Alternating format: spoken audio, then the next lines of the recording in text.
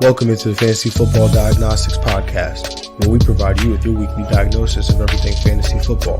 Whether it's season-long leagues, dynasty, DFS, or sometimes even IDP, we got you covered all year long.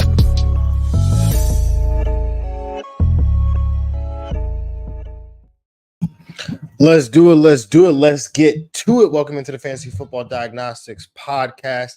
My name is Jon Jeune, at the real Jon J_FF, and I'm your host.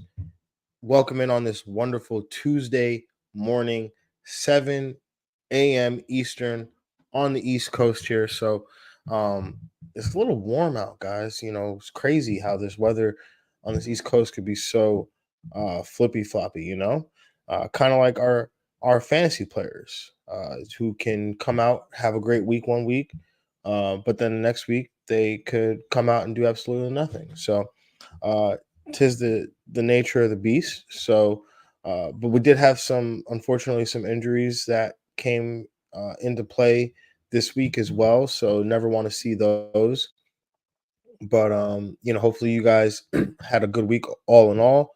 Hopefully you are in the midst of your in the fantasy season, but hopefully you guys are making some runs here, separating from the pack potentially in your fantasy leagues. Maybe you've got some work to do to catch up.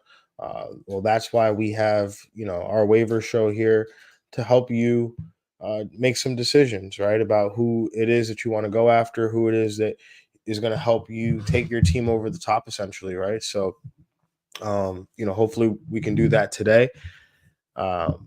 Just again, as I do all the time on this show, start the show, just make sure you're subscribed wherever you're getting this podcast, whether it's YouTube, Twitch, or X, I should say, Instagram, whether you're listening on podcast platforms, just make sure you're subscribed, guys. Really appreciate it. Goes a long way to help the show. Doesn't cost you anything to do that. Sorry, just adjusting my camera here. Doesn't cost you anything to do that, so definitely would appreciate it, man. So without further ado, let's just kind of jump into the waiver show.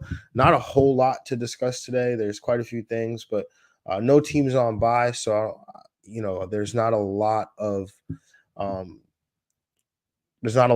replacements really needed from a bye week perspective in week 8. But obviously with some of the injuries that happen, gonna need some potential fill-ins for the coming weeks. So let's kind of jump right into it, starting with the quarterback position. Let's talk about Russell Wilson, available in 92% of Yahoo leagues. Russell Wilson, at the time that I write this, was the QB1, but we know that if you watched the games last night, that did not happen. He did not finish as the QB1, but he finished as a quarterback 1. I believe he would have been a top 3 option if I'm not mistaken. I know Lamar had a ridiculous game, as Lamar tends to have in a lot of cases. I'll check that in a second. But he came in week 7 against a New York Jets defense that, coming into the week, allowed the 29th most fantasy points to opposing quarterbacks. It was definitely a slow start for Russell Wilson in that game.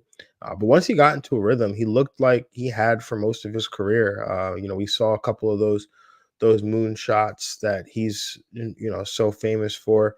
That deep ball, and that allows. I think that's when coming into the year. That's kind of what I envisioned between Russell Wilson and George Pickens. George Pickens, very good contested catcher receiver, and Russell Wilson was able to play to that strength of George Pickens there. So, like I talked about basically all year at the beginning of the year, I expected Russell Wilson to get this job, be the starter here for the Pittsburgh Steelers. Not to say that Justin Fields was playing poorly by any means, but when you look at the situation as a whole, I feel like Russell Wilson provides a little bit more oomph to the passing game here, right? I think that Justin Fields was just leaving a little bit more meat on the bone than I think the Steelers would have liked in the passing game. Obviously, using his legs, which are a great weapon, but um, I think that the Steelers could have benefit from, opening up that pass game a little bit more. And it seems like Mike Tomlin felt the same way, which is why he made the decision to insert Russell Wilson in this game, who then goes on to finish as the quarterback 3 on the week. And now he's got a matchup here against the New York Giants, who have now allowed 5 straight games of at least 16.7 fantasy points to opposing quarterbacks, including 3 straight of at least 19.8 fantasy points. So Russell Wilson, I know he's since the first year in Denver, he's been the butt of many jokes, and that first year in Denver was really bad. But last year in Denver, people tend to forget was actually a pretty good season for Russell Wilson. He The only reason he was actually even benched was for contractual reasons, for financial reasons. The Denver Broncos didn't want to owe him any more money on that contract, so. Uh, if you look at who Russell Wilson has been most of his career, I mean, he's got a Hall of Fame career here. So, it befuddles me that people insist on continuing to make fun of Russell Wilson. Yeah, he's quirky. Yeah, he might be a little corny and has all these little catchphrases and sounds a little robotic at times, but the guy's a good football player, right? So let's not lose sight of that. Um, Sorry, went on a little bit of a rant there in regards to um, Russell Wilson, but uh, moving on to the next quarterback on this list, and a guy who, kind of similar to Russell Wilson in terms of quirkiness and whatnot, but that's Miami quarterback Tua Tagovailoa. He's available in 54% of Yahoo leagues. He's returning from the concussion that he suffered, I believe it was week 2 or week 3 on that Thursday night game, and so he had his bye week already. He has upcoming schedule is actually pretty promising, with games against Arizona, Buffalo, the LA Rams, and the Las Vegas Raiders in his next 4. So if you need help at quarterback, you're just looking for a boost at the quarterback position. Um, you know, Maybe you're concerned that Baker Mayfield's upside might be capped a little bit now with some of the injuries that they've faced at the receiver position. Or maybe Jaden Daniels is, maybe you have Jaden Daniels and you're looking for another potential option. Tua Tagovailoa, I think, provides a nice boost over these next 4 games here. So, and then obviously we'll see how it goes from there. Moving on to the next option at the quarterback position, New England quarterback Drake May. Um, May was once again able to finish as a QB1 with a top 6 performance here for the second straight week. The second straight week he finished as a QB1, but yeah, this week finishing as a top 6 option at the position.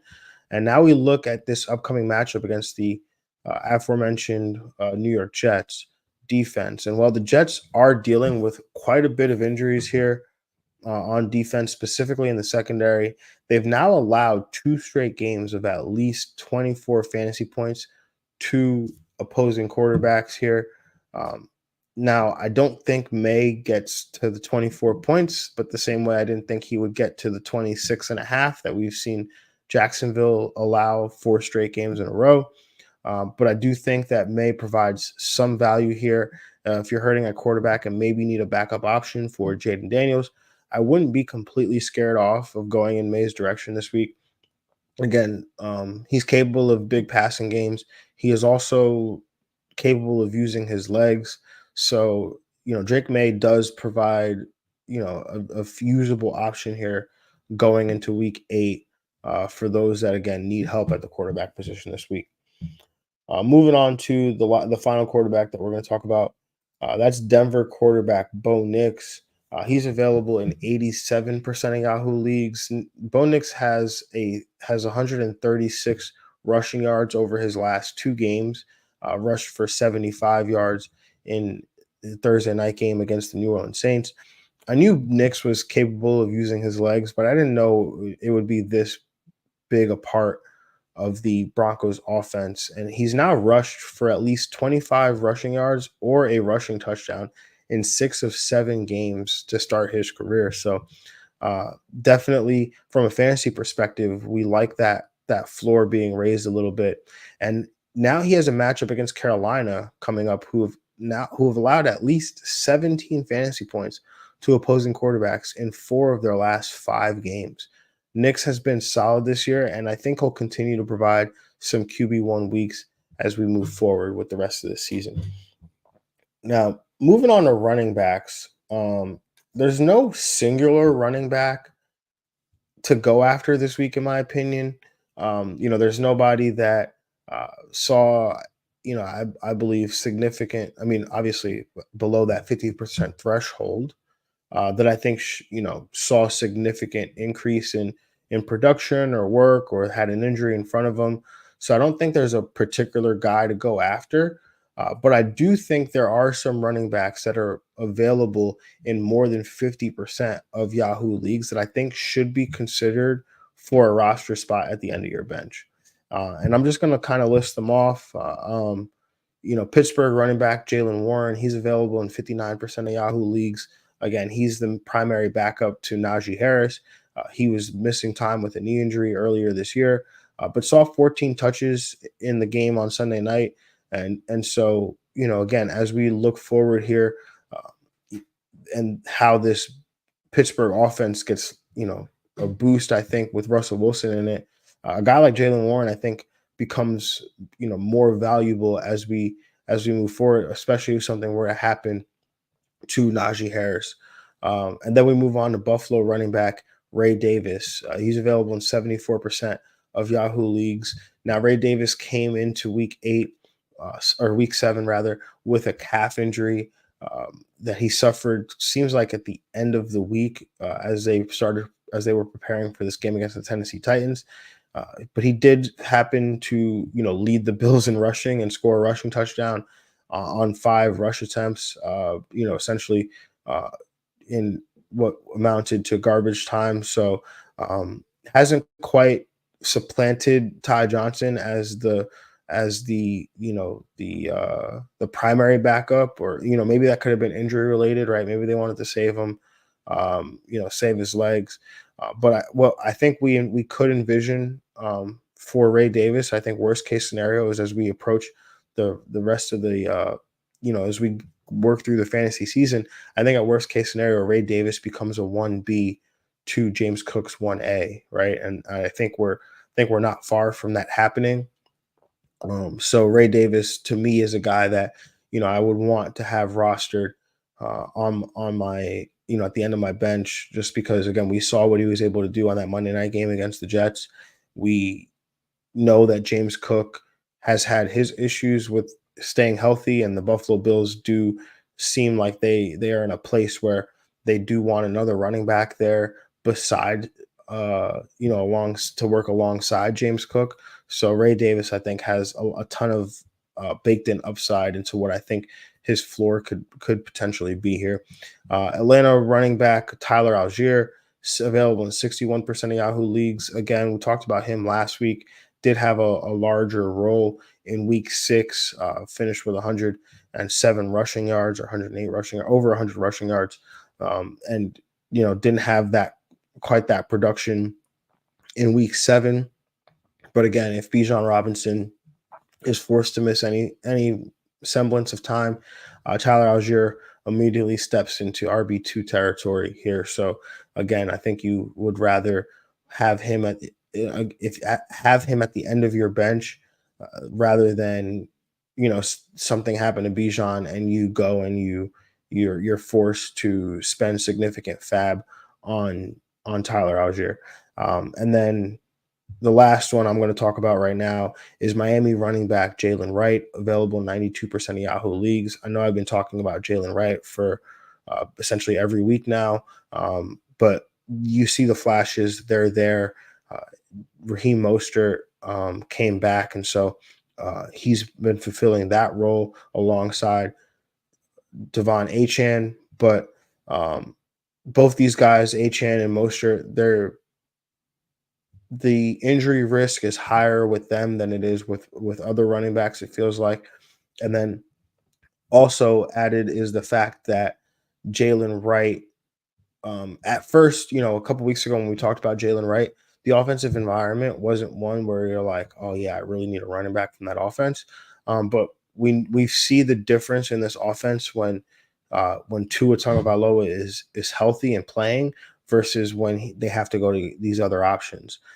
And so that's an offensive environment with Tua where I want pieces from that offense. Um, so Jalen Wright, if he is, forced to play in a larger role, like I think it becomes significant what his fantasy output could potentially be, if he just, if there's an injury to just one of these two running backs, because it's clear that they want to, share the time at least between Mostert and Achane. So Jalen Wright, if he keeps making plays, might have to either force his hand or, via an injury, the Dolphins might not have a choice but to insert him into the rotation here. So I do like Jalen Wright a lot. And again, with these running back pickups, right? Like maybe you don't pick them up on waivers. Maybe that's not a decision you make. But what I would suggest, something I often suggest is that if you have a spot at the end of your bench, maybe you can go ahead and see, like I'll just use an example here, right? Like let's say you pick up Tyler Algier, right? The Atlanta Falcons play at 1 o'clock. Again, I don't know if this is valid in terms of the times and the players I'm going to say, but just go with me for the example. Let's say Tyler Algier plays at 1 o'clock, right? The Atlanta Falcons play at 1 o'clock. You pick up Tyler Algier, he's on your bench. The game goes on. Bijan Robinson finishes the game completely healthy. Tyler Algier does not, do anything significant like score 2 touchdowns or have a bunch of touches or play over Bijan Robinson in some capacity. Um, and Jalen Wright plays at 425, right? Well, you can drop Tyler Algier and then you pick up Jalen Wright. Granted, this is assuming that you play in like a Yahoo league or the league format, a league setting that allows you to like drop players after they've already played. I know ESPN, I don't believe allows that. So that's probably not applicable there, but on a Yahoo league, this is possible. So you drop Tyler Algier, you pick up Jalen Wright, who doesn't play till 425, and then let's say Jalen Wright gets injured, or not Jalen Wright, Jalen Warren, or Jalen Wright, doesn't get injured, but let's say one of the Miami running backs happened to get injured or something. Well, now you have Jalen Wright, and you were able to pick him up for nothing, right? Or let's say Jalen Wright doesn't do anything, and the Miami running backs don't get injured, and let's say the Pittsburgh Steelers play on Sunday night. Okay, well then I'll pick up Jalen Warren, and then we'll see what happens, right? And then let's say Ray Davis plays on Monday night. Well, drop Jalen Warren, pick up Ray Davis. I think you guys get the gist here. So you can constantly keep rotating that last spot on your bench. I often even do this if you play in super flex leagues, you could do this with quarterbacks, right? It's a pretty good strategy, I think. So, we're trying to be ahead, right, on the guys that are going to end up as those waiver wire additions that you don't want to spend a ton of fab on or burn the waiver priority on. You'd rather just try to get them for free, right? So, yeah, keep that in mind as we move forward. But that was all I had on the running back position. I didn't think it was, didn't want to type up a bunch of notes on these guys, considering I don't think much changed from week 6 through week 7. So let's move on to the wide receiver position, though. There's quite a few guys for us to talk about.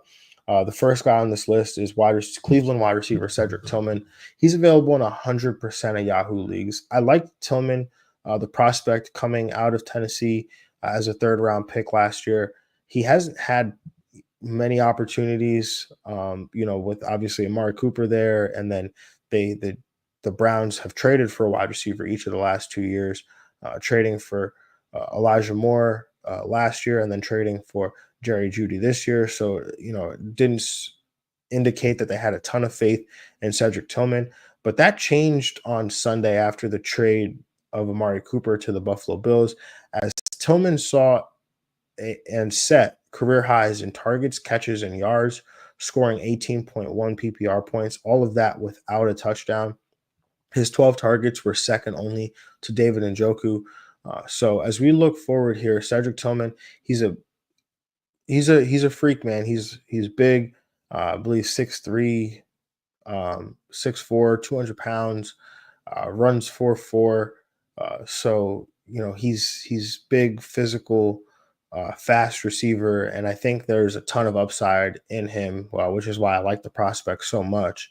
And so if he's going to be getting opportunities like he saw on Sunday, he was able to turn those 12 targets into 8 catches for 81 yards. So going forward here, if he's able to lock into a full-time role, obviously we know about the injury to Cleveland quarterback Deshaun Watson, who was not playing well. So this has an opportunity, I think, with potentially Jameis Winston or Dorian Thompson-Robinson, whoever comes in, that potentially they lock in on Cedric Tillman opposite, Jerry Jeudy and David Njoku here. So I like Tillman a lot. He'd probably be of the wide receivers we're going to talk about, top 3 option for me, top 2 option, if not the number 1 option for me this week. So moving on to the next wide receiver on this list, Green Bay wide receiver Romeo Doubs. He's available in 56% of Yahoo leagues after after missing a game for being suspended for skipping practices, essentially because he was unhappy with his role.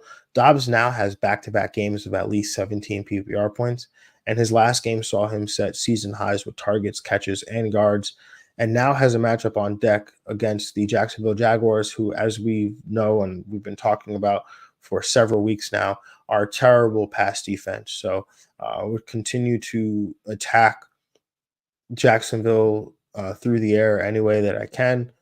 And so Romeo Doubs, has essentially taken on a full-time role opposite Jaden Reed. And I would love to be able to play players, receivers, quarterbacks, tight ends against Jacksonville. So moving on to the next wide receiver on the list, let's talk about San Francisco wide receiver Jon Jennings. Now, he missed this game in week 7 with a hip injury. But I don't think it's expected to be a long-term injury. Sounds like he can come back in week 8. And we've already seen him have 2 useful games between week 3 and week 4. And now Brandon Ayuk is out for the season with a knee injury. And Deebo Samuel was just recently hospitalized with pneumonia. So he's got to deal with that, which is, obviously no joke to come back from. Obviously, I don't believe it's season ending in any way, but obviously that's all dependent on how he recovers. So definitely just wish him the best of luck through that. But Jennings could be the primary piece in this 49ers offense. We've already seen him, have at least that one big game against the Rams, and we know he has the trust of Brock Purdy. So Jon Jennings, I think, going forward has some significant wide receiver 2 value as we look towards the future here. Moving on to the next wide receiver on this list, we're going to talk about Denver wide receiver Troy Franklin, available in 99% of Yahoo leagues. Knicks' former college teammate now has back-to-back games with double-digit PPR points. In his most recent game, we saw him have 6 targets for 5 catches and 50 yards. The best part is they're actually starting to even design plays specifically to get Troy Franklin open and catching the ball. And we already know he's used to catching passes from Bo Nix. So with a matchup coming up against Carolina, I definitely wouldn't mind giving Franklin a look here at the receiver position, especially if you need some help there. So moving on to the next wide receiver on this list, let's talk about Tampa Bay wide receiver Jalen McMillan. Available in 98% of Yahoo leagues. The rookie was talked up during the summer and now may be forced into significant playing time, as Mike Evans will probably miss extended period of time with a hamstring injury that he came into week 7 with and then aggravated and probably made worse in the game on Monday night. And then, even worse, Chris Godwin will miss what looks like the rest of the season with a dislocated ankle that he suffered literally within the final seconds of the game last night against the Baltimore Ravens. McMillan did see 8 targets in this game here, especially, I mean, the Ravens had a huge lead and Tampa Bay was coming back, as they trailed for much of the second half. Well, significantly they trailed in the second half, but I think they trailed going into the end of the first half as well. Um, but McMillan's going to have to step in here into a larger role here with the injuries to the other wide receivers, and he was a mid-round draft pick who, again, they like and they've talked about all summer. So let's see if any of that really comes to fruition here. But I also wouldn't be surprised to see Tampa Bay go out and get some sort of wide receiver help, just because they are playing, in the Baker Mayfield's having a really good season. They're playing, essentially for a division title, and they want to keep this up as they look towards not the fantasy playoffs, as we look towards the fantasy playoffs, but as they look towards the NFL playoffs. So I would expect them to get some wide receiver help as we move forward. Moving on to the next wide receiver on this list, the final wide receiver on this list, LA Chargers wide receiver Joshua Palmer, available in 87% of Yahoo leagues. Palmer was dealing with an injury and he was out for the last several weeks here, but he came back. Oh no, sorry, I take that back. He was not out for the last several weeks. I think he missed just one game, week 3, but had limited production in week 4, was on bye, and then limited production again in week 6 against Denver. So, but had his most targets of the season, most yards of the season last night on Monday Night Football. Turning 5 targets into 4 catches for 63 yards. Saw a larger role with Quentin Johnston, out in this game, and so Palmer. We already know he has chemistry with Justin Herbert, and if he's going to see more playing time, especially as we look forward with a matchup against the New Orleans Saints, I think that Palmer is worth a look at the wide receiver position. As we look towards week 8 here. So I think that's that there. Let's move on to the tight end position. Starting with Tampa Bay, tight end Cade Otton, available in 61% of Yahoo leagues. Already, had a big day against the Ravens. He saw 10 targets, which he turned into 8 catches for 100 receiving yards. But he probably is in line for an even bigger workload as we move forward with the injuries to both Evans and Godwin. Cade Otton has been, I feel like there's been a lot to be desired with him. He's capable of having some big games, but then sometimes, walks out the game with like 2-3 targets, and you're like, well, what do we do with that? You can't do much with that.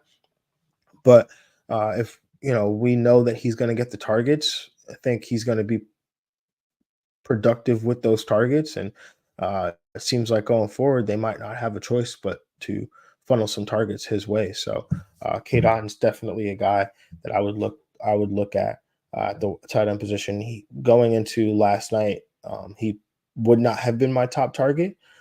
This next guy would have been my top target, but I think given the circumstances and the injuries and the information that we know, I think Cade Otton's probably a good bet to be the top target.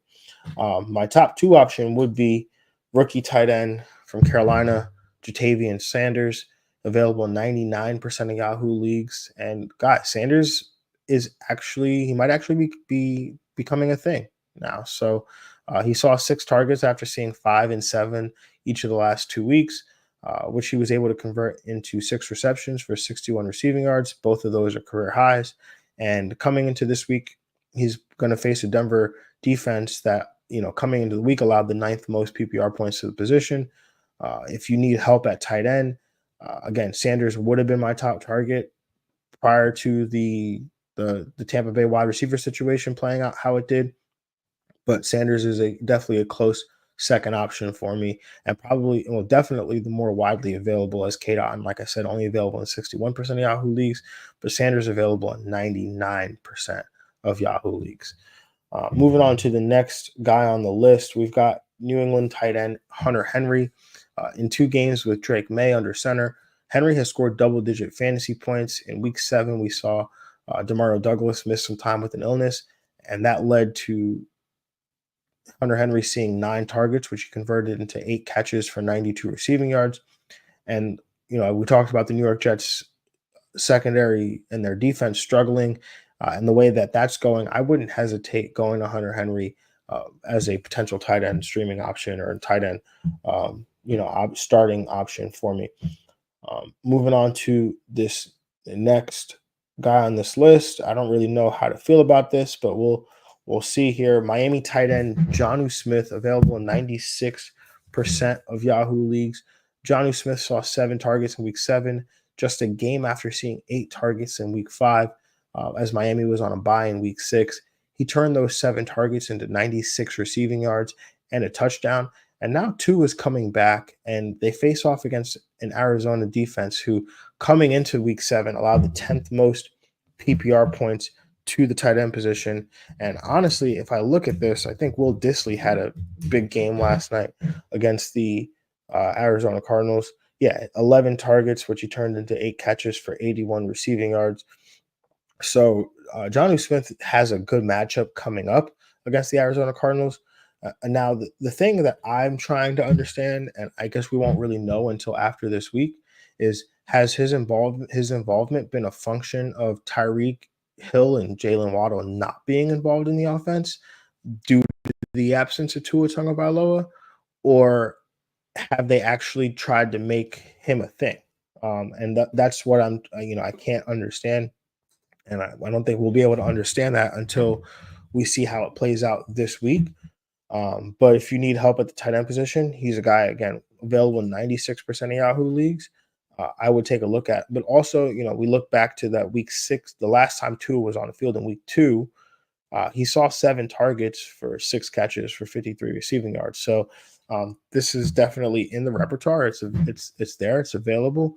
But again, just trying to understand how he meshes here with Tyreek Hill and Jalen Waddle, because there haven't been a ton of targets to go around, and we've seen Tyreek Hill and Jalen Waddle's basically their targets, just almost be non-existent, as they've been almost non-factors in this offense. So, definitely a thing to consider. But if you're desperate, you need help at the tight end position, I think you could do worse than Jonnu Smith. But I would definitely go after these other 3 guys first. Looks like we have a question from Steve on YouTube. Hey man, in PPR, would you prefer CD or Kamara? Yeah, give me CD Lamb. Kamara, obviously, he's been great in the running backs. I tend to lean towards running backs. They're harder to really nail down. But CD Lamb is a game changing option at the wide receiver position. He's just been so consistent, and even as you look towards his schedule for the rest of the year, it's pretty good.